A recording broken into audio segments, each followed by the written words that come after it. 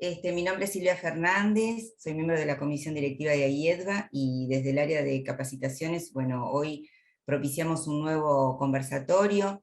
Las que estuvieron participando en los dos conversatorios anteriores, este es como una continuación de lo que venimos proponiendo en el tema alfabetización. Y antes de empezar, lo que quiero contarles es que todas las actividades de AIEDVA, ustedes las pueden ir siguiendo a través de nuestras redes y los sitios en la web, Facebook, Instagram, LinkedIn, el canal de YouTube, ¿sí? Que es importante suscribirse para que les lleguen todas las notificaciones de de los nuevos videos, Spotify, Twitter. Bueno, ustedes pueden ir siguiendo todas las actividades de AIEDVA ingresando. ¿Está? Y lo mismo que el material que se trabaje hoy, o las recomendaciones, las escuelas socias de AIEDVA van a recibir un link a través de nuestra plataforma Comenius, y ustedes ingresando van a poder, las escuelas socias, tener y acceder a ese material. Bueno, antes de empezar también les quiero contar que nosotros estamos organizando el congreso, el 20º congreso que se realiza en la ciudad de Mar del Plata, en el Hotel Costa Galana, donde habrá disertantes con exposiciones muy interesantes, todas referidas al ámbito educativo. Así que invitamos a las escuelas socias a que puedan ser partícipes de este momento, que es importante. El debate de la educación es algo que tenemos que incluirnos entre todos y poder como ayornarlos en las nuevas, en las novedades y en todo lo que tiene que ver con la educación, porque bueno, hay temas donde hay que profundizar y para eso el Congreso estará presente. Bueno, vamos entonces lo que voy a hacer es presentar a quienes van a disertar hoy, ¿sí? Laura Malía, ¿sí? Es doctora, especialista en psicología con orientación en neurociencia cognitiva aplicada, y bueno, hoy nos trae este tema tan importante que es la alfabetización y su dinámica dentro del aula. Por ahí anda Carla Secchi, que si bien no estaba promocionada en el folleto, también está participando de este conversatorio con sus aportes. Y bueno, ¿y quién va a ir moderando esta charla? Claudia Romero, que ya es amiga de la casa, así que bienvenidas, y no me quiero detener con ninguna otra cosa más porque ya estuvieron esperando bastante. Gracias a Miriam, que también estuvo en la conformación de este conversatorio, y esperamos les sea súper útil, porque nosotros que somos los docentes y estamos en el aula, necesitamos informarnos y poder ampliar todo nuestro conocimiento. Así que las dejo con las especialistas. Gracias y bienvenidos. Bueno, gracias Silvia, buenas tardes a todos. Es un placer, un gusto estar nuevamente insistiendo con el tema de la alfabetización, haciendo referencia en particular a cierta querella entre enfoques, y me parece excelente que AIEDVA sostenga este ciclo, porque el tema sigue y sigue y sigue. Y las preguntas se van multiplicando y las respuestas, bueno, como saben, no son únicas. En el encuentro de hoy vamos a tener una propuesta interesante, creo yo, porque el foco va a estar puesto en qué hace el docente, o cuál es el rol del docente, cuál es el rol institucional, cuál el proyecto institucional en términos de alfabetización, y una cantidad de decisiones que hay que tomar a la hora de emprender uno de los aprendizajes fundamentales que hace la escuela, que es enseñar a leer y a escribir. Ese aprendizaje que es sin duda mágico, aunque no se hace con magia, ¿no? Se hace con mucho saber, con muchos acuerdos, pero es un quiero revalorizar el lugar de la alfabetización en la escuela. Cuando digo la escuela, digo en toda la educación formal, ¿no? Es el aprendizaje estelar, y me da mucho gusto volver a situarnos allí, volver a pensar cómo es la mejor manera de encarar los procesos de alfabetización. Entonces, la primera pregunta para disparar esta conversación que vamos a tener esta tarde es para María Laura y para Carla también, y es que, dada la querella el debate actual en los distintos enfoques, la pregunta es: ¿tienen ustedes un enfoque que va por el medio? ¿Un enfoque negociador? ¿Un enfoque equilibrado? ¿Es posible eso? Y si es posible, ¿en qué consiste? Adelante, la que quiera. Bueno, voy a arrancar yo, porque voy a hablar 2 minutos y después la voy a dejar a María Laura el resto del tiempo. Primero, nada, un placer estar nuevamente acá invitada por IEPA, que siempre trata, ¿no?, de acercar a los docentes la actualidad de los debates en el mundo educativo y convocando especialistas que ayuden a pensar y a revisar las prácticas, ¿no?, como docentes. Pero bueno, yo no estoy para disertar, como bien dijo Silvia, la que va a disertar es María Laura, estoy acá para acompañar. Es una gran colega a la que conozco no hace tanto tiempo. Y más allá de las presentaciones académicas, digamos, yo lo que les voy a contar un poquito y muy rapidito es como la cocina del conversatorio que está comenzando, ¿sí? Resulta que María Laura y yo provenimos de formaciones bien distintas y tenemos trayectorias y recorridos también diferentes. Nos formamos con grandes investigadores y académicos que sostienen distintos paradigmas, y nosotras mismas adherimos en varios casos a perspectivas teóricas diferentes. Pero las dos somos docentes, las dos somos tremendamente apasionadas por la educación, y las dos estamos en este momento formando parte de un equipo que está a cargo de la formación docente en otra jurisdicción. Así que imagínense lo acaloradas que son las discusiones en nuestros equipos, ¿no?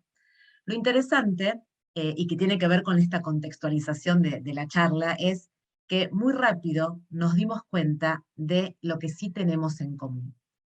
Uno es la convicción acerca de que nuestras perspectivas no siempre son antagónicas, sino complementarias. Esto en primer lugar. La certeza acerca de que todos los niños y niñas pueden aprender a leer y escribir en el primer año, o por lo menos en los 2 primeros años de su escolaridad primaria. Las dos somos maestras y hemos alfabetizado en primer grado. Que los procesos de aprendizaje de la lectura y de la escritura, recién lo decía también Claudia, no suceden espontánea ni mágicamente, sino que requieren de una intervención intencionada, planificada y constante por parte de sus docentes.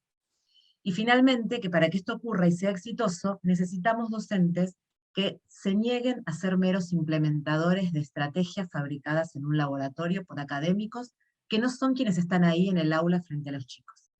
Que no limiten su tarea a ser administradores de secuencias prearmadas en las oficinas de los ministerios, ni en las editoriales, ni en los escritorios de los investigadores. Me acabo de ganar un montón de enemigos, ¿sí? Pero realmente necesitamos, o nuestros chicos y chicas necesitan imperiosamente, maestros que conozcan las diferentes escuelas teóricas, que estén al tanto de las investigaciones académicas, que manejen diversas metodologías, que dispongan de los más variados recursos y que entonces ahí puedan tomar las mejores decisiones, simplemente porque sean capaces de reflexionar y analizar las mejores opciones, mirando a los que tienen enfrente y determinando qué es lo que cada quien necesita, los mejores andamiajes, las mejores técnicas, y que se animen a probar sin sentir que tienen que casarse con un método, ni que tienen que ponerse de un lado o del otro de discusiones teóricas, sino siempre al lado de nuestros estudiantes. Pero bueno, dicho esto, que es como un posicionamiento, me quedo acá escuchando y prometo acercar algún comentario cuando crea que puede complementar con alguna mirada alternativa esto que va a abordar María Laura. Así que bueno, que tengamos un buen conversatorio. Bueno, gracias. Muy buenas tardes a todos. Siempre me sorprende Carla con lo que va a decir y le pasa lo mismo a ella conmigo. Después de toda esta resistencia tecnológica, que todavía estemos acá, eso dice mucho, eso dice que realmente nos apasiona, y yo creo que es un tema que nos apasiona a todos, los que estamos en la educación, los que estamos en la formación docente, los que estamos en cualquier sector que sea del ministerio, porque siempre que se toca este tema se arman debates enormes y esta famosa querella no para. Todo el tiempo, en cualquier lugar que nos encontremos y que nos paremos a hablar con alguien, aunque no sea de grado, que no venga, siempre algo sabe, algo entiende, pero no tanto como el que verdaderamente está en el grado. Yo les decía a las chicas que realmente lo que a mí me legitima hoy estar con ustedes debatiendo esto es haber estado en el grado, es haber tenido las manos sucias de tiza, como hacemos siempre. Eso es lo que a uno le da la legitimidad de poder decirle, hablar con otro y decir, mira, me pasó esto porque veía esto y porque me decían que hiciera una cosa y yo creía que quería otra. Y esto es lo que, un poco la pregunta que decía Claudia, ¿no? ¿Dónde nos posicionamos? Más que hablar de un método, yo quiero hacer algo figurativo. Por ejemplo, si uno quiere hacer algo y pide una receta, si a nosotros no sabemos cocinar, nos dan la receta y vamos a tratar de hacerla a rajatabla, vamos a tratar de comprar todos los ingredientes que nos diga esa receta. Si por otro lado sabemos cocinar, tenemos conocimientos culinarios y nos dan una receta, podemos adaptarla si queremos cocinar, si lo queremos hacer distinto, si lo queremos adaptar para alguien celíaco, para alguien diabético. No vamos a tener miedo de hacerla diferente, nos vamos a animar a cambiarla porque vamos a tener ese conocimiento. Esta analogía es lo que yo quiero transmitir hoy. Este es el posicionamiento que tenemos. ¿Lo queremos llamar equilibrado? Llamémoslo equilibrado si quieren. Tiene varios nombres. En realidad, lo que nosotros abogamos es porque el docente esté preparado, el docente esté formado como un verdadero profesional para tomar sus decisiones. Y para tomar estas decisiones tiene que saber no una sola metodología, como ocurre generalmente en la formación inicial, pasa que por una cuestión de tiempo y de organización, se forma de acuerdo al diseño curricular que esté, entonces se escapan otras posibilidades. La idea es primero saber que cuando uno habla de alfabetización, la alfabetización no termina nunca, es durante toda la vida. Y se puede hablar de distintos tipos de alfabetización. Podemos hablar de la alfabetización temprana, de la alfabetización inicial, la alfabetización avanzada y la alfabetización académica.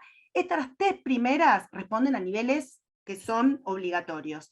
Y cada una tiene que ser desarrollada, abordada dentro del nivel que corresponde. Imaginemos que estamos en una obra, tenemos que hacer un segundo piso y subimos al segundo piso y cuando giramos nos damos cuenta que falta el primero y que estamos construyendo sobre algo que no existe. ¿Qué vamos a hacer ahí? ¿Qué hacemos? ¿Seguimos con el riesgo de venirnos todos abajo? ¿O vamos a buscar la manera de hacer lo que no se pudo hacer? Nosotros tenemos mucha preocupación en esto, es por ejemplo, ¿qué pasa en el segundo ciclo? En la alfabetización avanzada, ¿qué pasa que no la pueden abordar porque no está la alfabetización inicial? ¿Qué pasó en el primer ciclo que a veces llegan al segundo ciclo sin la alfabetización inicial desarrollada como tiene que ser? Que ojalá, bueno, a lo largo de, podemos hablar un poquito más de cada una. La idea que a mí me gustaría compartir con ustedes es que para que exista realmente la alfabetización son ladrillos, son momentos, son cosas sistemáticas, progresivas y fijas. Yo me tengo que apoyar, la alfabetización avanzada, el segundo ciclo, se tiene que apoyar sobre la alfabetización inicial. La maestra de cuarto grado tiene que recibir a esos chicos con la alfabetización inicial realizada, por lo menos bastante realizada, como para que ellos puedan iniciar las inferencias, trabajar la coherencia, la cohesión, trabajar con los conectores, trabajar con cosas que es adentrarse más a lo que es el texto. Pero para esto tenemos que tener en claro qué es alfabetización para nosotros. Esto, bueno, quizás lo podemos hablar un poco más adelante si van surgiendo. Yo, porque arranco a hablar y no paro. No, pero Laura, está muy bien. Yo te diría que me parece que es el momento para que largues una primera definición de qué estás entendiendo por alfabetización, y luego te diría que te concentres en cuál es el rol del docente o cuál es el rol de la enseñanza dentro de esa definición de alfabetización.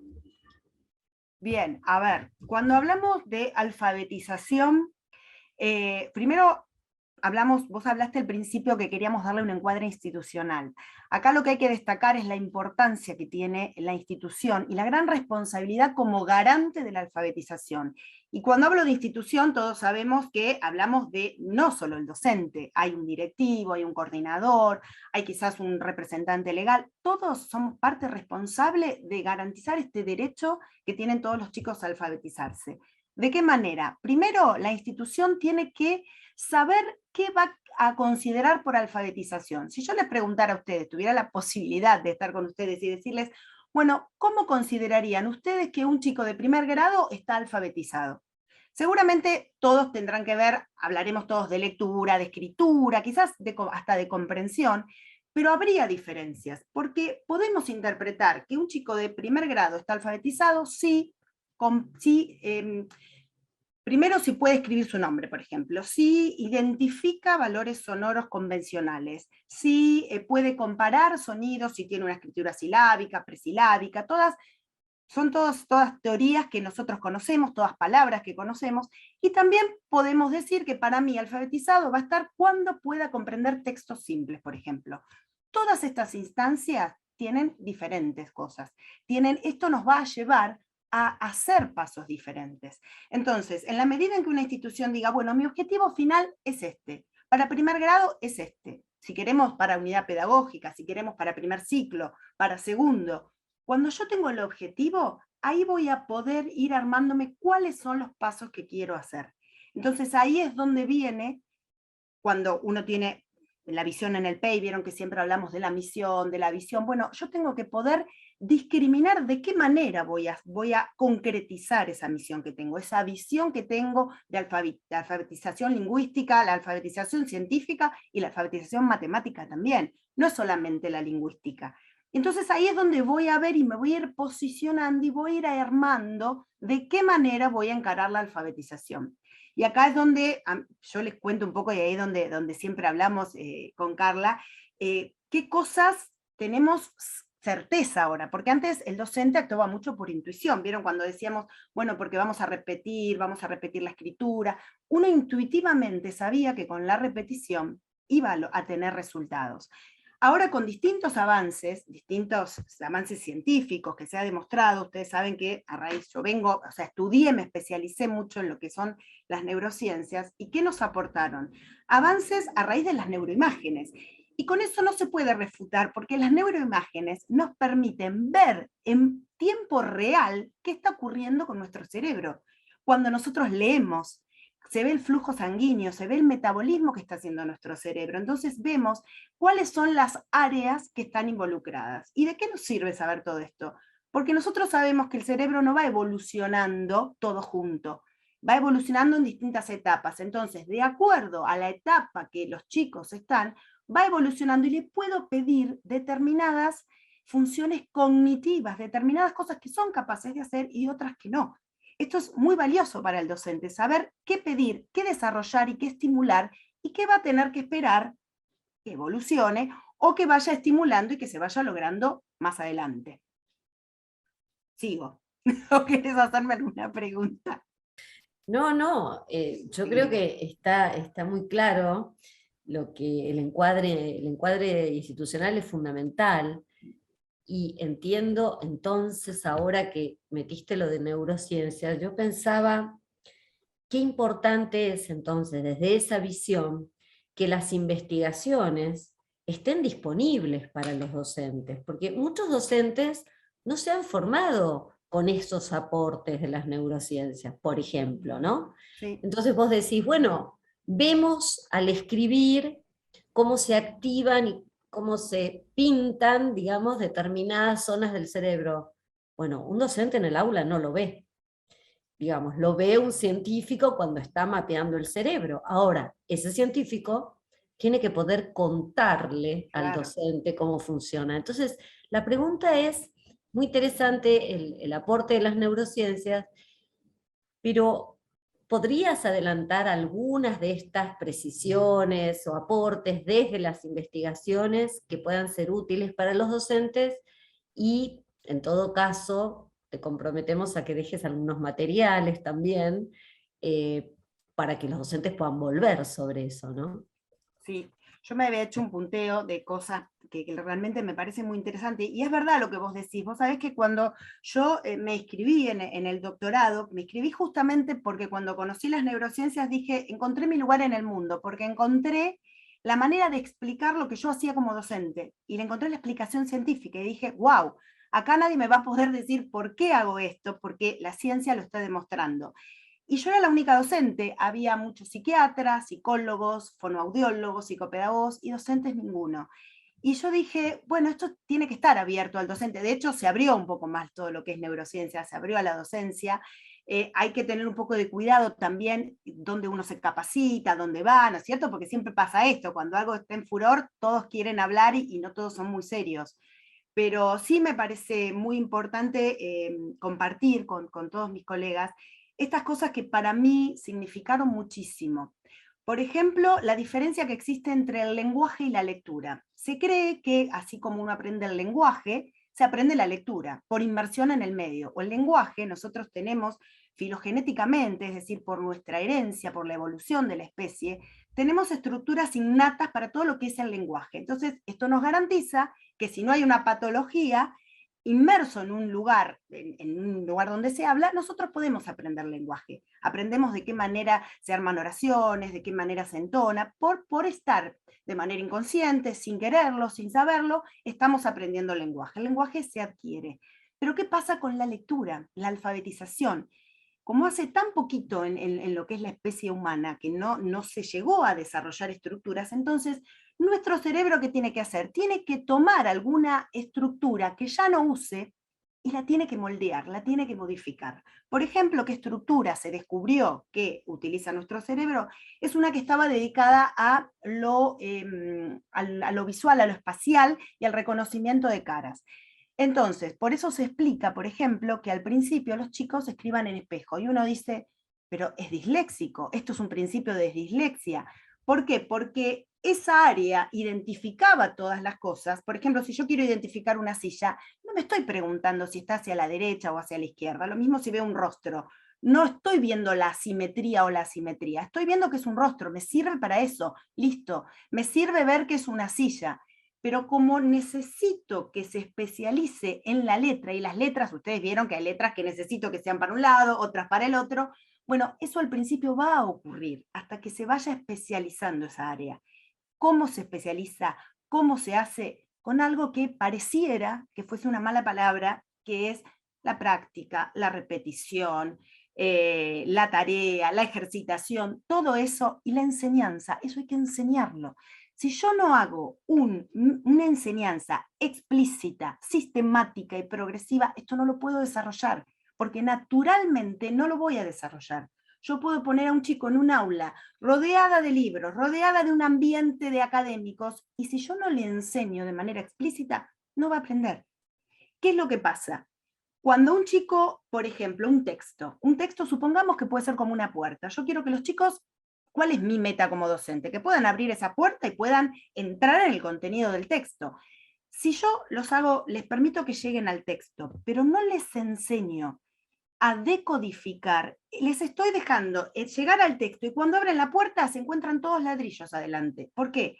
Porque yo necesito que se automatice la decodificación. ¿Qué quiere decir esto? Que el cerebro necesita ver que una letra pertenece a un sonido, porque nosotros cuando hablamos es un continuum de palabras. Nosotros hablamos y no podemos identificar cada palabra, y menos yo con lo rápido que hablo no van a poder identificar nada. Pero ¿vieron cuando uno habla que nosotros entendemos la palabra por el significado global, pero no estamos discriminando las letras que lo forman? Si yo quiero saber y trabajar sobre las letras, tengo que como poner un cámara lenta y bajar. Esto es lo que se llama la conciencia fonológica. Justamente viene de decir conciencia. Hay que tomar conciencia de lo que forman, de las letras que están formando esa palabra. Solo en la medida en que yo tenga la conciencia fonológica de esa palabra, voy a poder decodificar el contenido y voy a poder entrar al texto.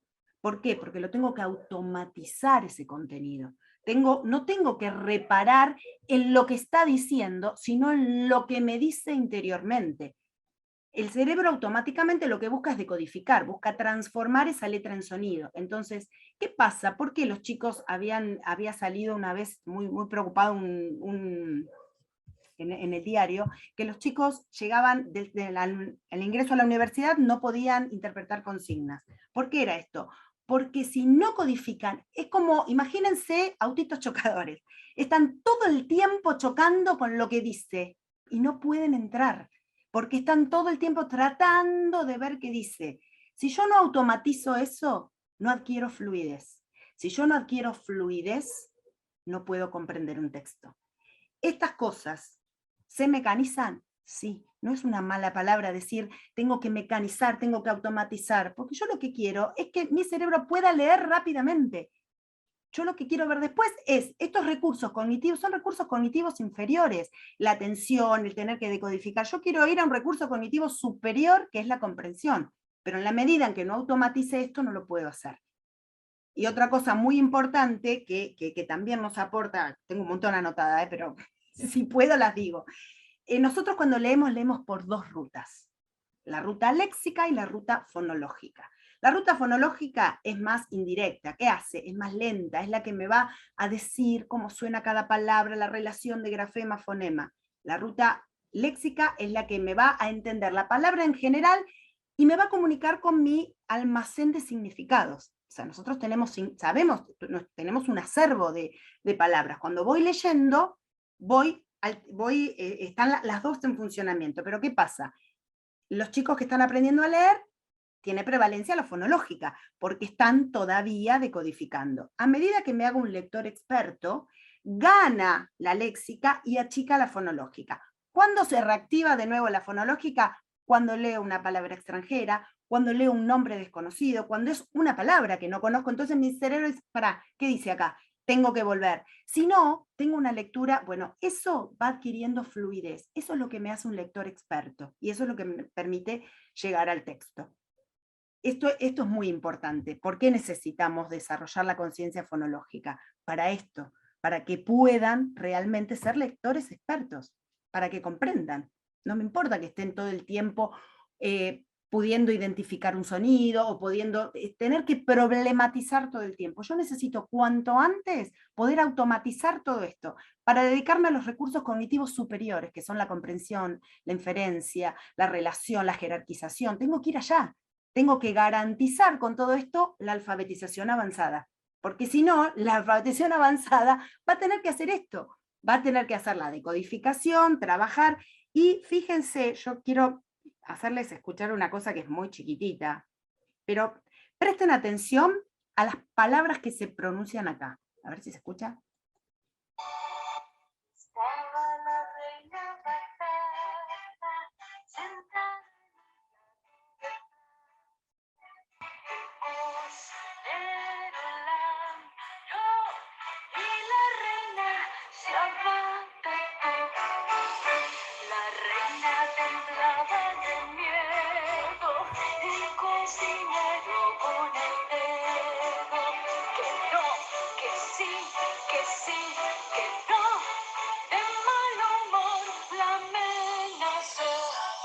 Bueno, aparte de haber viajado un poquito al pasado, ¿esto qué hace? Esto extiende, prolonga la palabra. Esto facilita muchísimo lo que es la conciencia fonológica. Esto, yo no corto, no digo ba, bu, a, tu, a, no. Batata. Bueno, estas cosas se trabajan en la alfabetización temprana y son parte también de la alfabetización inicial y son parte de la conciencia fonológica. Por eso es tan importante el trabajo con canciones, con rimas, con sonido inicial. Puedo sacar el sonido inicial y si pongo otro sonido, ¿cómo suena? ¿Y cómo suena al final? Y si puedo trabajar con sílabas y si junto sílabas, ¿cómo van sonando? Puedo hacer, ¿cuál es el límite de esto? La creatividad del docente. Por eso es tan importante que el docente tenga el contenido teórico y después que hagan lo que quieran, porque van a ser capaces de hacer cualquier cosa. Yo he llegado a hacer rayuelas en el recreo con sílabas, porque lo pedían los chicos, porque les gustaba. Cuando dicen que no es significativo cuando los ojos de un chico así que lee algo que no podía, lo pude leer, una palabra que no conocía. Eso es lo significativo. A eso tenemos que apuntar, y eso es lo que nos llena el alma cuando decimos tarea cumplida, porque pude lograr que estén alfabetizados. Ay, me parece que ahí Carla quería decir algo, ¿no? Ahí. Voy a decir algo que es la parte en que complemento, ¿sí? Algo que claramente parece, ¿sí? Parece que estás avanzando exclusivamente hacia un enfoque. Sin embargo, hay algo que me parece central y es, a ver, que creo que en algún momento, en uno de los conservatorios, no sé cuál de las dos Ana Marías lo dijo, pero hizo referencia a Perkins y al juego completo, ¿sí? Si uno piensa, creo que todos hemos leído a Perkins, pero bueno, aprendizaje pleno, cuando él hace la comparación con un juego, con un deporte, ¿no? Entonces uno dice, bueno, cualquiera de nosotros ha llevado a nuestro hijo, primito, hermanito menor a la escuelita de fútbol, imaginémonos. Cuando un chiquito empieza a jugar, tiene claro de qué se trata ese deporte y cómo hay que hacer para ganar. Sin embargo, en algún momento aparece la práctica de algún movimiento en particular, ¿sí? Aparece el pase, aparece la... Ahora, eso no sucede si no es con un sentido, porque sé cuál es el juego completo. Es decir, cuando María Laura está comentando esto que puede ser actividad de un docente, lo que no puede suceder es el trabajo con estas sílabas que dice María Laura antes de entender por qué lo estamos haciendo, ¿sí?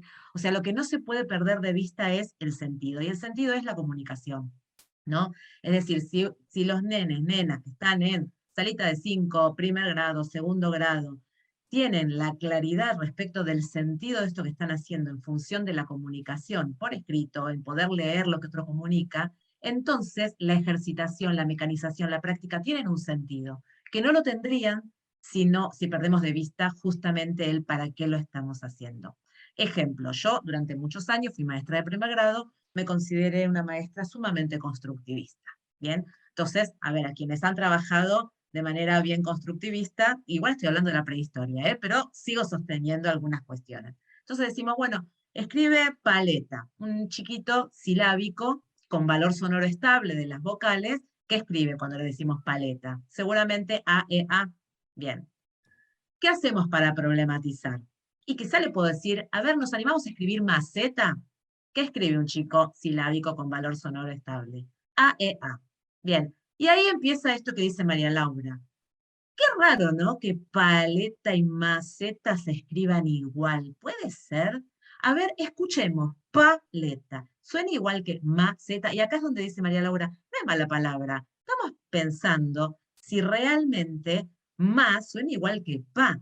Y acá empezamos ese trabajo que tiene, y acá interviene la conciencia fonológica. Y no dejo de estar pensando en cuál fue la lógica de construcción del conocimiento que lleva a un nene a escribir A, E, A, ¿sí? Cuando está interpretando que hay determinadas sílabas, que esas sílabas tienen una vocal, que esa vocal tiene un valor sonoro estable, y que empiezo a diferenciar el modo de escritura a partir de escuchar que los sonidos son distintos. Y ahí puedo hacer todo esto de, bueno, conozco a algún compañerito que empiece como maceta, ahí sí, Mariano, bueno, entonces buscamos la M, ¿sí? Ahora, nos ponemos a trabajar con esto que dice María Laura, ¿sí? Estamos trabajando con que ma y pa no se escriben de la misma manera, ¿sí? Y esto es, como decía recién, claramente no es mala palabra y podemos ponernos a jugar con las sílabas. Lo que no puede suceder es al revés, que de la nada arrancamos con mame, mi, momu, pape, pipo, pu, porque eso es lo que no tiene un sentido, ¿sí? Por eso digo, ¿es complementario? Sí, uno puede conocer y hay que estudiar este tema de, bueno, cuál fue la construcción de la lógica de la alfabetización, cómo se va generando, cuál es la génesis, ¿sí? De esta lógica, pero después nos metemos de lleno con, bueno, ¿y qué pasa con los sonidos? Si claramente hay sonidos y necesitamos hacer esta decodificación en el marco de un texto que tiene un sentido, ¿no? Y de una práctica que tiene un sentido comunicativo. Listo, no digo nada más. No, está buenísimo, Carla, gracias.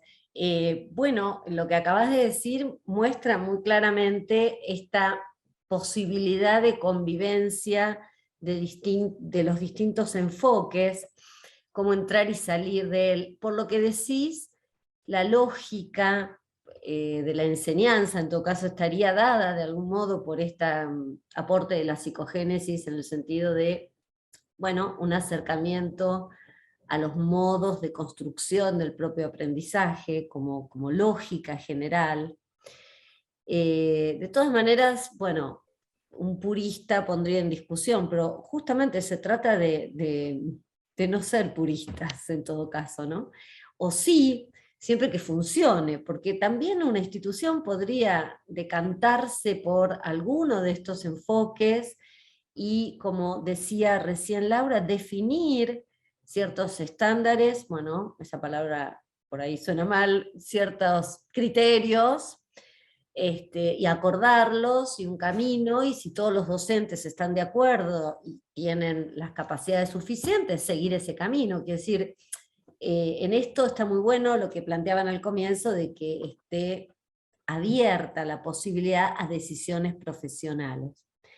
Yo quería hacerles una pregunta, porque claramente ustedes plantean, o Laura empezó a hablar de alfabetización inicial, creo que sobre todo puso muchos ejemplos ahí, lo que ya empezó a aparecer, que son algunas preguntas o comentarios de quienes nos están escuchando, que en realidad dice, hay una alfabetización en el nivel inicial, yo diría, para lo que estamos hablando, creo que se está refiriendo a la alfabetización temprana, ¿no? Donde dice que el proceso se cree que el proceso se inicia en la escuela primaria, desconociendo, estoy leyendo la pregunta, que la misma se inicia muy tempranamente en el vientre materno, y ahí, bueno, habría que ver qué dicen las neurociencias, e ignorando la oralidad. A esto quería llegar.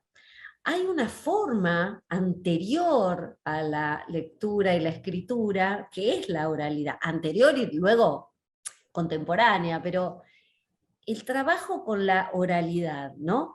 ¿Cómo lo ven? Digamos, ¿dónde arranca? ¿Cómo sigue esto de aprender a hablar y aprender a escuchar?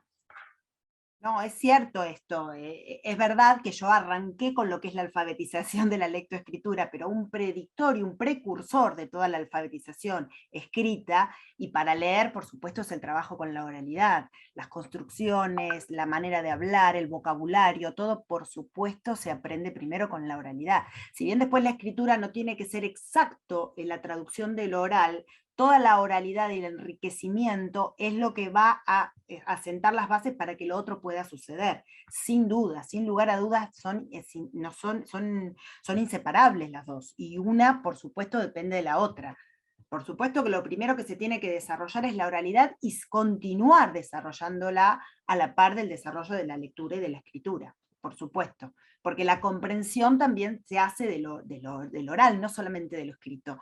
Son dos mecanismos diferentes y son dos habilidades que hay que desarrollar también. Vieron que cuando uno estudia un idioma, en los idiomas le hacen el famoso listening comprehension y después el reading, y en todos los idiomas, en alemán está el hören, está el lesen, en todos los idiomas se hace la diferencia entre lo que es la lectura, porque son habilidades cognitivas muy diferentes unas a otras, tienen mucho en común, mucho que ver, pero la lectura, hay una oralidad, hay una comprensión de lo oral y una comprensión de lo escrito muy diferente, de lo que uno lee también y hasta lo que uno escribe. Son procesos que van utilizando distintas habilidades y distintos recursos cognitivos, pero están todos conectados. Y la oralidad es lo primero que se desarrolla en el nivel inicial, y es verdad lo que decía esta colega, que aparte sí, hay pruebas, se ha comprobado, se comprueba y se habla mucho. Por supuesto, la alfabetización empieza mucho antes incluso de ingresar a un jardín, incluso mucho antes de estar en salita hasta de 2, porque sí, del vientre materno, de la mamá que le habla, de la familia que le habla, cuando empieza el lenguaje, porque eso es lo que va estimulando también el lenguaje. Y ahí está la oralidad, es central en eso, y persiste, ¿eh? La oralidad hay que seguir trabajándola durante toda la primaria, bueno, toda la secundaria. En la secundaria no hay exámenes orales, es muy difícil, y por eso cuando uno va a la universidad o al nivel superior, le escapa al examen oral. ¿Por qué? Porque no está entrenado. Pero todo esto se entrena en el buen sentido de la palabra. Un entrenamiento es muy bueno. Cuando uno empieza a manejar, al principio uno está controlando todo, pero después cuando fluye, ¿y cuándo fluye? Cuanto más manejamos, cuanto más lo ejercitamos. Bueno, con todas estas habilidades pasa lo mismo. Pasa exactamente lo mismo. Nos vamos haciendo expertos pero hay que hacerlo. Hay algo que es llamativo, es lo que acabas de decir, sobre todo en Argentina, el sistema educativo es básicamente escrito, digamos. Le hemos dado una preponderancia a lo escrito, a la letra escrita y a escribir, que a lo oral, ¿no? Otros sistemas, pienso, otros países, el entrenamiento en la oralidad durante todo a lo largo del sistema educativo es muy importante. Nosotros lo hemos abandonado, quizás por miedo a ser tradicionales, o no sé por qué, no sé si ustedes tienen una explicación de por qué, pero esto de hablar, escuchar, escuchar y hablar, digamos, construir para decir, ¿no? Para escribir, es algo que hemos dejado, ¿no? Quizás porque era una práctica tradicional, pero es cierto que luego el desempeño de las personas en el mundo fuera de la escuela es en gran medida un desempeño oral, ¿no? Los profesionales, digo, los intercambios y en la universidad también. Eh, es curioso eso, ¿no? ¿Por qué en Argentina dejamos de lado la oralidad? Viste que en muchas series se arman los debates, los grandes debates, eso y a los chicos les gusta verlo. Ahora, si nosotros les dijéramos, ármenlo, quizás en equipos sí, porque en equipos cuando tienen que exponer en grupo les gusta y como que se distribuyen sus partes, pero solo es como el miedo, el horror, el miedo a tener que enfrentarse a todo lo que implica estar frente a la vulnerabilidad de mostrarme yo frente y tener que decir lo que sé, exponerme. Y yo creo que también un poco el tiempo, los tiempos imagínense si tienen que exponer todos los chicos. Me parece que los tiempos académicos o los tiempos escolares es lo que llevó a decir, bueno, es más fácil tomar una prueba escrita y llevarme todo lo escrito que dedicar las horas de clase, que sobre todo en secundario son muy cortas y son pocas, a tener que escuchar a 30 chicos, por ejemplo. Entonces es como que se economizó y se recortó por lo más fácil. Ahí estás tocando un tema interesante porque finalmente es como la forma de la evaluación condiciona la enseñanza, ¿no? Es decir, cómo puedo evaluar mejor, más confiable o en el tiempo que tengo en forma escrita, entonces privilegio la expresión escrita. Manda la evaluación, finalmente. Ojo, el docente se lleva flor de trabajo, Después, sí. son todas las horas que tenemos en casa que no son reconocidas, es otra cosa. Pero a veces el docente prefiere decir, bueno, usemos pareciera que si habla uno solo y el resto no, es como que no estoy aprovechando ese momento de hacerlos participar a todos. Entonces, prefiero prescindir de mi tiempo extra, porque el docente siempre se deja en último lugar, y decir, bueno, tomo por escrito y bueno, después lo corrijo yo. ¿Quién no se ha quedado hasta altas horas corrigiendo y dejando muchas cosas por hacer? Lo hacemos todos. Después veremos, está bien, está mal, se puede cambiar, pero uno, cuando tiene que poner la balanza, se pone en último lugar, y entonces nos llevamos todas esas cosas a casa. A ver, ¿Y cuándo mejor tengo una poder corregir en el hipótesis momento? también, ¿eh? Tengo otra hipótesis A también. ver. Creo que hay algo de la expectativa sobre lo que sucede en la escuela por parte de la fuera de la escuela. Digo, cuando a casa llega una carpeta llena, un cuaderno repleto, la familia está contenta, ¿sí? Parecería que se mide lo que se trabaja en el aula en función de lo que se produce por escrito, y a veces esto, ¿no? El cuaderno llenó tantos cuadernos es porque se trabajó mucho, y entonces el docente a veces hasta resigna algo de esto en función de el completar hojas y hojas de cuaderno, ¿no? Eso por un lado, digo, creo que hay una presión sobre cuánto se trabaja es cuánto se escribe. Pero también, digo, más allá de, no una hipótesis, sino una propuesta, es fundamental trabajar la oralidad, porque además hasta es performativa, digo.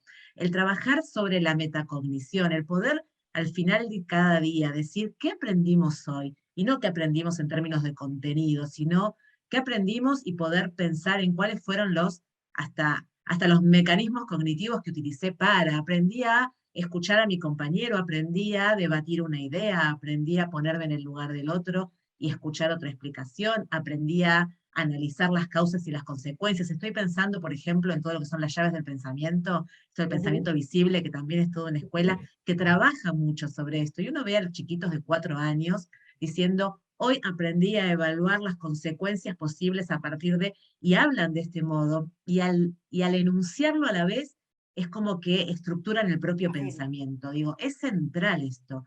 ¿Y qué pasa cuando llegan a casa y les dicen, ¿qué aprendiste hoy o qué estuviste haciendo hoy? Nada, dicen. ¿Sí? O sea, el parar y poder pensar al final de cada día, esto de pongamos en palabra lo que hoy hicimos y lo que hoy aprendimos es central, ¿sí? Es central, estructura el pensamiento, permite hacer esta metacognición también, y sí, y quizá hay que charlar con los papás, decirles que el día que, yo lo he hecho con papás, de decir, bueno, si un día el cuaderno va muy lleno, seguro que me sentía mal y les completé el pizarrón para que copien todo el día. Digo, porque en realidad las cosas más interesantes suceden en otro tipo de interacción en el aula, ¿no? Pero sí, hay un peso también sobre lo escrito. Sí, es muy, muy cierto lo que decís, Carla. Yo coincido, creo que por las caras que veía recién, más de un docente estaba coincidiendo con eso. Fíjate cómo entonces las formas que tenemos de evaluación, las formas más económicas de la evaluación, digamos, económicas en el sentido de utilizar el tiempo de clase para que todos escriban, todo, bueno, lo que decía Laura, y, y esto de dejar registro, dejar huella del trabajo que se hizo como una especie de rendición de cuentas, también pesa. Habría a lo mejor que buscar formas de documentación pedagógica de el trabajo oral en el aula. Por ejemplo, podría haber formas en las que pudiéramos documentar, por ejemplo, al final de una jornada, esto mismo que vos decís, bueno, ¿qué aprendiste hoy? O un comentario, o lo que sea.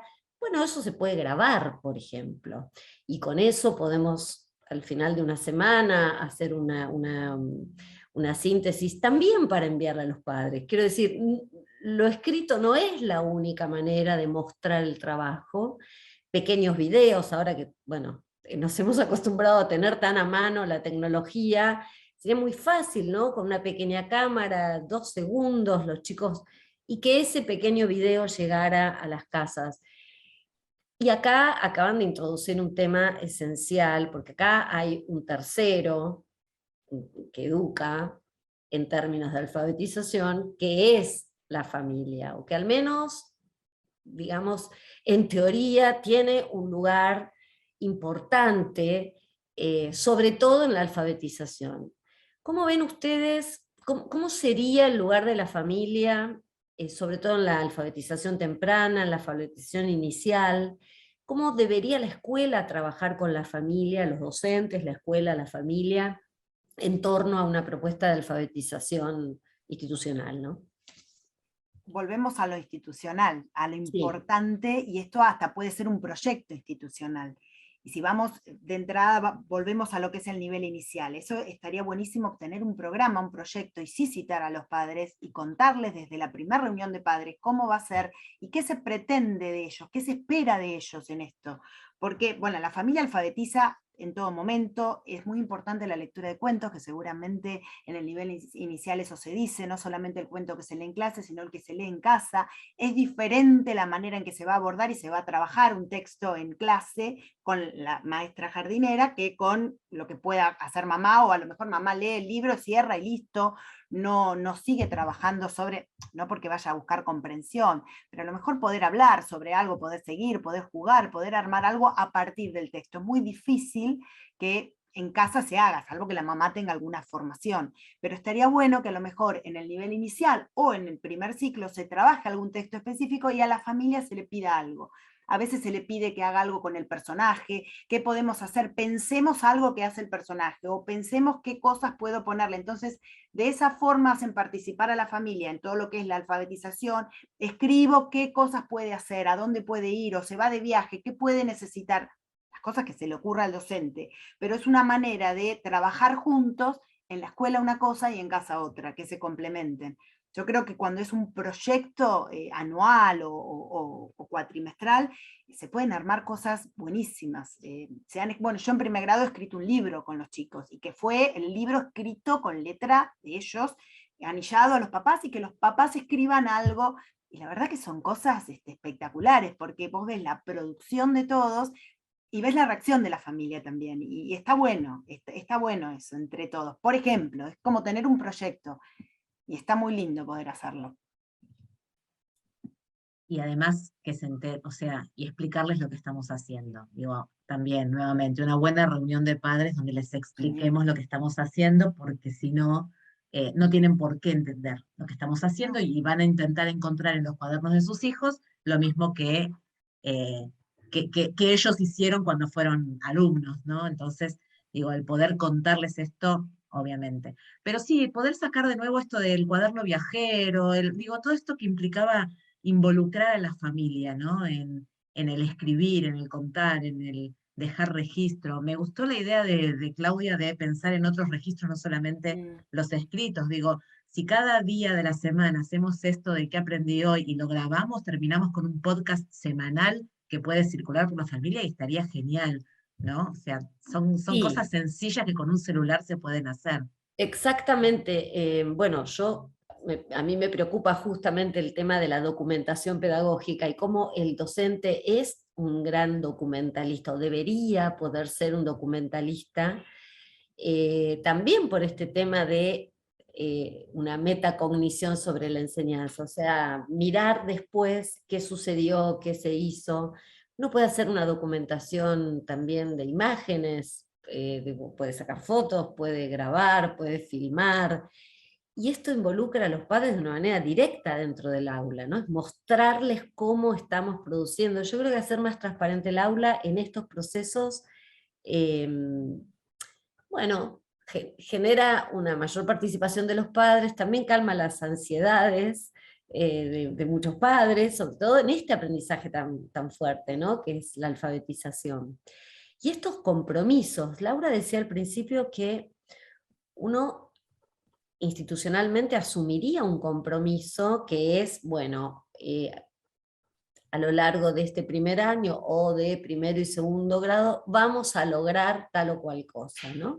Esto, decirlo explícitamente, compromete y expone a la escuela. Y entonces los padres pueden después tocar la puerta y decir, acá no se está logrando, sí, digo, ustedes siguen diciendo, siguen creyendo que es importante que la escuela se comprometa explícitamente con estos ritmos, por ejemplo. Sí, porque como vos decís, da tranquilidad, pero con esto que yo decía al principio, cuando la escuela primero establece sus pautas, su marco, dice, yo hasta acá voy a llegar y lo voy a hacer así, así, así, así, la escuela demuestra solidez, tiene solidez. A lo mejor tiene que capacitar a sus docentes, a lo mejor la escuela, no siempre pasa que el vicedirector o el coordinador está capacitado en el tema, capacita a sus docentes, o a lo mejor docentes están capacitados en un tema y puede capacitar. Mis mejores maestras fueron mis compañeras, fueron mis paralelas, yo les preguntaba, me sentaba en los grados de ella en el fondo para aprender, fueron mis mejores maestras. La docencia es una profesión así como el médico, ¿no? Es como que se termina de formar con la práctica, nunca se termina de formar. Salimos de los institutos formados con lo que sabemos, con lo que tenemos básico, pero en realidad nos terminamos de formar ahí. Entonces, entrar en una buena institución, tener buenos compañeros y buenos directivos es lo mejor que le puede pasar a un docente. Eso es fundamental, porque es así. Uno va a terminar de formarse, y lo mejor que te puede pasar, y es en una escuela donde te puedas poner la camiseta, donde puedas estar de acuerdo, y a lo mejor tiene una metodología que vos no la aprendiste en la formación inicial. Bueno, que te capaciten, que te den esa posibilidad de crecer y de formarte y de decir, sí, estoy de acuerdo, me pongo la camiseta y vamos todos para el mismo lado. Eso da solidez. Al papá le da mucha tranquilidad. Las reuniones de padres, nos pasamos de un tema a otro, pero las reuniones de padres son fundamentales para decir, nosotros estamos parados acá, vamos a lograr esto, van a hacer esto, no se pongan mal si no logran esto, como decían también las chicas, ¿no? No se pongan mal si no escribe, si está en el periodo silábico. ¿Qué significa estar en el periodo silábico? Y bueno, va a estar escribiendo así, pero es lo esperable. Nosotros vamos a esperar, lo importante es que vaya teniendo progresiones. Lo mismo en primer grado, a mí lo que me venían mucho a preguntar es, sí, lee bárbaro, pero no comprende, no entiende, me leyó perfecto estas 3 oraciones, pero no me entiende nada. ¿Cómo explicarle al papá que tiene que pasar primero todo este proceso en que está recién aprendiendo las letras, cómo se pronuncian, y después va a poder comprender? O cómo puede identificar un sonido, identifica el sonido, pero no lo puede llevar a la palabra, a una frase. Bueno, estos procesos hay que demostrarle al papá y quizás anticiparnos y decirlo en una reunión. Miren que esto es esperable. Utilizar fotos de años anteriores de los cuadernos y decir, miren, esto va a pasar, esto va a pasar, esto va a pasar, pero va a pasar esto, para que estén tranquilos y para que sepan lo que se esperan, porque ellos van a ver el proceso, y justamente los papás no entienden. Entonces, a lo mejor van a ver que unos nenes tardan más que otros, porque así va a ser y así tiene que ser. Pero el docente con esa diversidad está tranquilo porque sabe que la tiene que tener. Pero los papás vieron que son muy de comparar, de decir, ¿cómo? Él lee y mi nene no lee, él puede hacer esto y mi nene no. Decir, anticiparnos con esto, porque también nos vamos a anticipar nosotros y nos vamos a dar una calma de que no vengan todo el tiempo los papás a cuestionarnos y a preguntarnos. Yo creo que si los padres ven que institucionalmente hay solidez, hay un proyecto, y uno les dice cuáles son los caminos que va a recorrer, cuál es el objetivo al que va a llegar, yo creo que al papá le da tranquilidad, le da confianza, y también la institución tenga confianza en sus alumnos, fundamentalmente en sus docentes. Un directivo tiene que confiar en sus docentes y no estar todo el día encima, sí poder trabajar esto que decíamos, que tenga el conocimiento de todo, pero vos querés hacer eso, hacelo. Se me ocurrió hacer esto, hacelo, porque el docente con ganas, con motivación y conociendo más que nadie a sus chicos, sabe por dónde puede ir, sabe lo que tiene que hacer. Por eso cuando decíamos de tener algo fijo, por ejemplo, me dan un método determinado y tengo que enseñar esta letra primero, después esta, tengo que hacer esta actividad. ¿Por qué? Si a lo mejor pasó algo en el grado que me dio la motivación para poder encararlo de otra manera, ¿por qué no lo voy a poder hacer? Por supuesto que lo voy a tener que poder cambiar, y debo cambiarlo, porque justamente aulas heterogéneas es esto, es poder ver y adecuarlo a lo que esté pasando en ese momento. Y si un día tengo que interrumpir la clase porque sucedió otra cosa, bueno, la voy a interrumpir, porque pasa a ser más importante lo que está sucediendo, el emergente, que lo que tengo que decir, o lo que me dice un libro, o me dice algo de afuera. Tiene mucho que ver lo interno en la institución. Y esto de poder hablarlo con un coordinador, con un vicedirector, es muy importante. Bueno, creo que en esto que decís, y ya tendríamos que ir cerrando, estaba leyendo las intervenciones, bueno, están como muy de acuerdo los colegas que hablaron acerca de que hay que trabajar mucho con las familias. No vale, yo no las leo. No vale. Ah, No bueno, tengo yo te lo acceso, qué leo, te lo lindo. leo. Dice, sí, sí, No, debemos no ir conversando con ellos, que conozcan las metodologías. Bueno, les gustó lo de hacer la síntesis de video o a través de otras cosas. Bueno, dicen que trabajan con las familias, etc. O sea, hay bastante acuerdo Bueno. en este planteo. Nos quedan 2 minutos. La verdad que a mí se me pasó volando. No sé si hay más preguntas. Yo Pero, quería hacer una pregunta ok, a Laura, no sé si te parece, Claudia, como sí, también sí, para ir cerrando un poco, que hoy por hoy con los docentes nos encontramos eh, con alumnos que por ahí están en segundo ciclo y todavía no saben leer, y lo mismo ocurre en secundaria. No pueden escribir, bueno, ¿qué orientaciones nos podrías dar como para encarar esto? Porque si no saben, seguramente hay que enseñarlo, ¿no? No importa ahora, hoy por hoy, si está en cuarto, está en quinto, en sexto, porque nos estamos encontrando con esa realidad. Y mucho más grave es cuando esto no se produce en la secundaria, el tema de escribir y leer bien. Y lo de la oralidad, que al final de ese camino de la secundaria, donde tenemos que preparar alumnos que puedan insertarse en el nivel superior y en el universitario, esa falencia los lleva a la frustración. O sea, ¿cómo podríamos orientar? Porque todo es un camino de la alfabetización hacia ahí. Quedaban 2 minutos. Sí, dale, 2 minutos así y después lo dejaríamos para la próxima, porque estos chicos los tenemos y tenemos que llevarlos Viste adelante. que yo hoy decía que si vamos a hacer un segundo piso y nos encontramos con que no está, ¿qué vamos a hacer? ¿Lo abandonamos, nos vamos, seguimos construyendo o nos ponemos a hacer lo que falta? Yo creo que el 100% diría, pongamos lo que falta, necesitamos poner las bases y ahí necesitamos un plan B. El plan B tiene que ir directamente a lograr ese piso que no me estaban dando. Bueno, institucionalmente tengo que diagramar algo que nadie lo hizo porque nadie, o sea, lo estuvimos viendo después de la pandemia, fue muy significativo. Muchas escuelas tuvieron que hacer esto, muchas no supieron cómo hacerlo, ¿no? Porque la verdad que no nos enseñaron a en el segundo ciclo o en el secundario tener que estar alfabetizando. Más que echar culpas y ver dónde está, sí, se puede hacer un mea culpa institucionalmente, buenísimo, y si uno encuentra dónde está la falencia, mejor aún. Pero si no depende de uno, y bueno, lo mismo pasa con adultos. Cuando uno alfabetiza a adultos también preguntarse, ¿de qué manera voy a encarar esto? Porque es alguien que no sabe, es un adulto que no sabe. ¿Cómo lo voy a encarar? ¿Cómo lo hacen los chicos? ¿Cómo lo hacen? ¿De qué manera? Y ustedes habrán escuchado hablar de lo que son las ventanas, los periodos, estos periodos ventana o periodos que son más propicios para. ¿Vieron cuando nosotros decimos los chicos son esponjas? Bueno, son estos periodos donde neuronalmente estamos más preparados para. Esto ocurre fundamentalmente a los 6, 7 años, que es por eso tienen distintos periodos, pero para lo que es la alfabetización, 6, 7 años es ideal. Después de este periodo ocurre una poda neuronal normal, que es que todo lo que no se usó, todos los circuitos, todo esto que decimos que está preparado para ser estimulado, no se usó y se reabsorbe. El cerebro son neuronas que mueren, pero está bien, es normal que esto ocurra, para dar lugar a otros aprendizajes.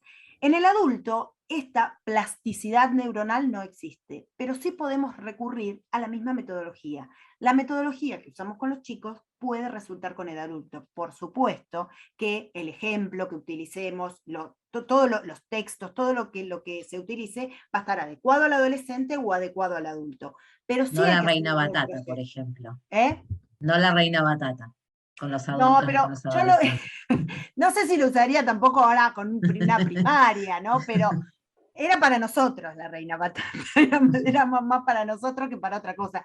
Pero fíjense, cualquier canción, fíjense que se prolongan los sonidos, no se cortan los sonidos. Por eso la música, la canción es fundamental para trabajar cualquier cosa, con adultos, con chicos, con adolescentes. Y volviendo a lo que preguntaba Silvia, pensar en un plan B que voy a tener que condensar, voy a tener que armar, bueno, un plan de alfabetización que no me va a llevar 1 año, 2 años, lo voy a tener que hacer en meses quizás. Bueno, ¿qué cosas voy a hacer prevalecer? ¿Qué quiero definir? ¿Qué quiero que desarrollen? ¿Qué quiero que desarrollen? Una conciencia fonológica de acá a acá, quiero que puedan reconocer el valor sonoro convencional y voy a recurrir a cosas que estén bien, por ejemplo, puedo utilizar facturas de compra, tickets, puedo utilizar, quizás tenga que usar lo tecnológico, tenga que recurrir a Instagram, a Facebook, cosas que ellos puedan leer, o sea, portadores de texto que quizás sean diferentes, quizás no sean los que utilizo con los chicos, pero cosas que me permitan a mí de alguna manera sistematizar. Yo voy a tener, acordémonos de esto que tiene que ser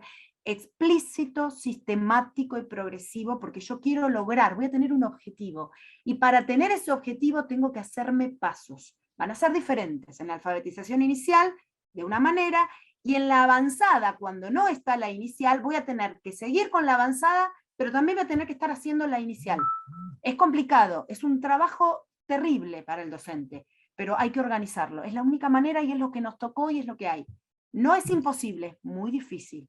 Voy a complementar, porque nada más desde la neuro, yo soy más desde la psico, ¿sí? Yo soy psicopedagoga, y creo que hay varias cosas. Uno, lo que dijo Silvia, que es, si no lo saben, lo tenemos que enseñar. Digo, y esto me parece que hay que repetírnoslo, porque durante mucho tiempo, si soy profe de historia de primer año, entonces a mí no me pagan para enseñar a leer y escribir, ¿sí? Doy por supuesto que y sigo. Y la verdad es que no solo no saben leer y escribir, sino que además no van a aprender historia, digo, porque lo necesitamos, es una práctica, ¿sí? Es una práctica del lenguaje, el poder leer y escribir en ciencias, por ejemplo, ¿sí? Con lo cual, el saber que aunque no haya estudiado yo para ser, no sé, profe de lengua o para ser maestro que alfabetiza, si me toca trabajar con un niño o una niña que no pueden leer y escribir, tengo que hacerlo, es mi responsabilidad. Y lo otro es, así como decíamos de la familia que forme parte, acá este proceso que recién contaba María Laura, donde tiene que estar claro cuáles son los pasos, cuál es el objetivo, a dónde vamos a llegar, ahí lo tenemos que involucrar al estudiante, ¿sí? Ya más grande, y desde el lugar de sé que sabes, sé que vas a poder hacerlo. Digo, si el estudiante que llegó a un sexto, ¿sí? A un primer año, a un segundo año, sin saber leer y escribir, lo primero que hace es ocultar esto porque lo avergüenza, entonces evito tener que exponerme, evito tener que leer, ¿sí? Ya siento que en un mundo donde otros entienden, yo no entiendo y ya es como que por todos los medios trato de que no me descubran y seguir zafando, pero no exponerme. El tema es pararnos hasta donde llegaron, porque algo saben leer y escribir, así como cuando llegan al jardín, ¿no? Decíamos, algo saben, nos paramos sobre eso, le damos confianza y creemos realmente que puede aprender a leer y escribir. Si un estudiante sin problemas neurológicos severos, ¿sí? Tiene 10, 11, 12 años y no sabe leer y escribir, no es culpa de ese chico, ¿sí? Ahí sí, hagámonos cargo, no digo individualmente, pero como sistema algo falló, porque debería poder leer y escribir. Entonces nos hacemos cargo, pero además sabemos que él puede hacerlo y que tenga sentido. Digo, todo lo que sucede, y sobre todo con los más grandes, tiene que hacer sentido en sus vidas, si no, no los vamos a enganchar de ninguna manera, ¿no? Mi marido es profe de secundaria, y a veces decía, ¿no? Esto de, bueno, ¿quién se anima a leer? No, no. Y al final, en un momento, una chica le dijo, la verdad, profe, no sé leer. Y bueno, fue empezar de a poquito, bajar, elegir otro tipo de textos, y darles la confianza, ¿sí? Darles la confianza y que además ellos puedan, nuevamente, el tema de la metacognición, que ellos sepan, bueno, dónde estoy parado, a dónde puedo llegar, qué pasos vamos a ir dando, involucrarlos en el propio proceso e ir valorando cada uno de los avances, ¿no? Sí, esto que Bueno, dice Carla Bueno, tiene mucho vamos que a ver ir también. cerrando porque si no, Bueno, dale. yo las escucharía por horas, la verdad, porque es un placer y también, bueno, agradecer a todos los que participaron, porque hay que estar, ¿no? Después de una jornada por ahí de trabajo y en algunos casos doble, que tenga la voluntad de estar participando de este tipo de charlas, la verdad que uno lo pone feliz, porque entonces quiere decir que el trabajo nuestro vale la pena y que no está todo perdido porque hay un montón de gente que quiere y que puede. Por eso está bueno que este tipo de capacitaciones que ofrece AIEDVA en forma gratuita para las escuelas socias, que a veces solemos tener también invitados, puedan participar todos porque son muy interesantes y son las que nos ayudan a avanzar, ¿sí? A disipar dudas y un montón de cuestiones que por ahí se nos presentan en el día a día, en el aula y como docentes. Para esto, María Laura nos pasó, que después también a las escuelas les vamos a transmitir, bueno, como una compilación, ¿no? de algunos, de un material para consulta, ¿sí? Que para los docentes, y también hay investigaciones, de esto que hablaba hoy Claudia con respecto a las investigaciones. Bueno, en este combo lo pueden acceder cuando les enviemos el link. Así que, bueno, yo agradecerle a Claudia, a María Laura y a Carla por estar, a Miriam, que siempre está ahí dando una mano, por las vicisitudes que se nos presentan a veces con la parte tecnológica, que se escapan a lo que nosotros podamos manejar, pero agradecerles con profundidad el tema de que hayan estado y que, bueno, nos sigan acompañando porque tenemos muchos más conversatorios previstos y bueno, estaría bueno que todos participen y se sigan capacitando. Así que muchas gracias a todas y a todos los presentes. Muchas gracias. Y nos estaremos viendo en las próximas, porque hay mucho pensado para continuar. Así que gracias, que tengan una linda tarde. chao, gracias. Chao, gracias a Gracias. todos.